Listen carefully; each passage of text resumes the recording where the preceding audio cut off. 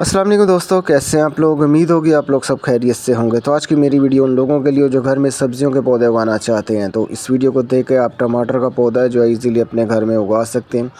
10 से 15 केजी तकरीबन टमाटर 4 पौधों से मैंने हासिल किए। इसके ऊपर कोई बीमारी भी नहीं आई। अगर बीमारियाँ आती उसे हम किस तरह कंट्रोल कर सकते हैं, फ्लावर ड्रॉप होते हैं उसे हम किस तरह बचा सकते हैं, पत्ते टेढ़े मेढ़े हो जाते हैं तो उसका क्या हल है।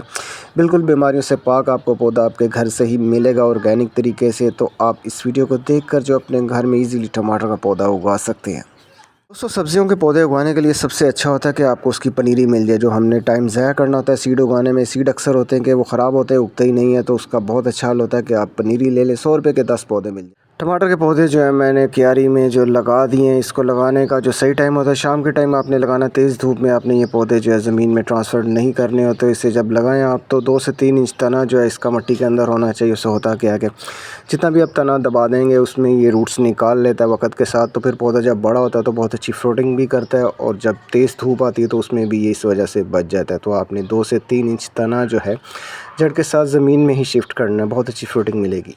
तो बग़ैर टाइम ज़ाया किए मैं सीधा जो है पौधे के ऊपर आ चुका हूँ। ये 3 महीने का पौधा हो चुका है। इस टाइम फ्लावरिंग पे भी है, फ्रूटिंग में भी। इस टाइम हमने क्या करना था, जब पौधा हमारा फ्लावरिंग पे आ चुका हो तो उस टाइम हमने फास्फोरस और पोटाशियम ही खाद देनी। इसके अलावा हमने कोई भी खाद नहीं देनी होती। अगर आप कोई भी खाद देते हैं, डीएपी होगी, एनपीके हो गया, यूरिया होगी, तो वो पौधे को तेज़ी से बढ़ाती हैं। तो पौधा जो होता है फिर फ्लावर को बेकार चीज़ समझ के साइड पे गिराना शुरू करता है, तो वो खुद जो है बढ़ना शुरू हो जाता है।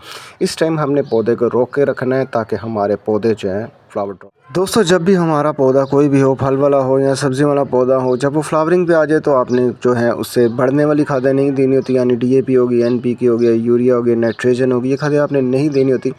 आपने सिर्फ जो है फास्फोरस और पोटेशियम देनी होती है, जो पौधे को रोक के रखती हैं और फ्लावर को ड्रॉप नहीं होने देती। तो जी माचिस की तीलियाँ मैंने दिखाई हैं। आपने इस तरह जो मसाले वाला हिस्सा ज़मीन में लगा देना। इसके अंदर भी फास्फोरस और पोटेशियम बहुत ज़्यादा मौजूद होता है। तो आपने अपने पौधे के चारों तरफ जो है इस तरह तीलियाँ लगा देनी। जैसे ही आप पानी देंगे तो फास्फोरस और पोटेशियम इसके ज़रिए जो है पौधे को मिलेगा, तो जिसकी वजह से आपके पौधे के फ्लावर ड्रॉप नहीं होंगे। आपके पास फास्फोरस और पोटेशियम मौजूद नहीं है तो आप ये बिल्कुल सस्ता काम कर सकते हैं। इस तरह आपने तीलियाँ लेनी है और पूरी बाउंड्री जो है इसकी बना देनी है। जैसे पौधा फ्लावरिंग पे आया होता है या आने वाला हो तब आपने ये लगा देनी।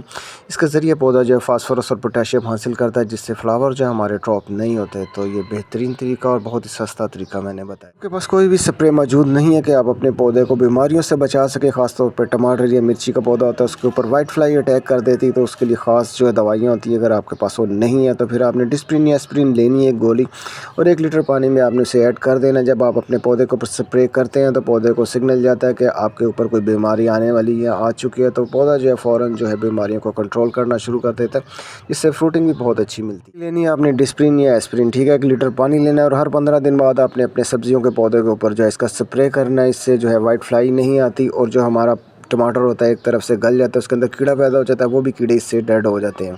तो ये बेहतरीन चीज़ है, 100% ये काम करती है। तो आपने हर 10 से 15 दिन बाद अपने पौधे के ऊपर ये स्प्रे करते रहना। इससे फ्रूटिंग भी आपको बहुत अच्छी मिलेगी।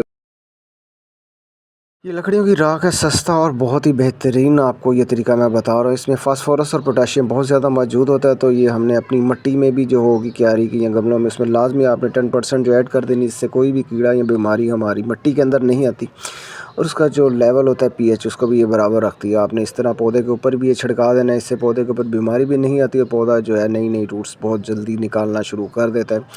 और टहनियाँ इससे बहुत ज़्यादा जल्दी निकलती, कोई बीमारी भी नहीं आती, कीड़ा भी नहीं आता। तो ये आपने लाजमी अपने पौधे के ऊपर करनी है।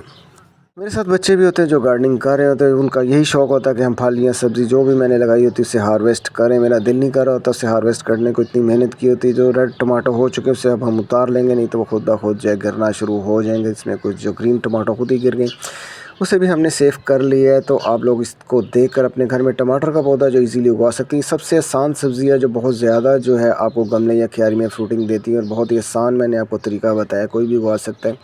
तो अगर आपको मेरी वीडियो अच्छी लगी है तो वीडियो को लाइक करें, शेयर करें, और मुझे कमेंट्स में बताया करें कि अगली वीडियो मैं किस टॉपिक के ऊपर बनाऊँ, या आपका कोई मसला आ रहा है पौधे में तो मैं उसका 100% सही जवाब दूँगा, जिससे आप देखेंगे।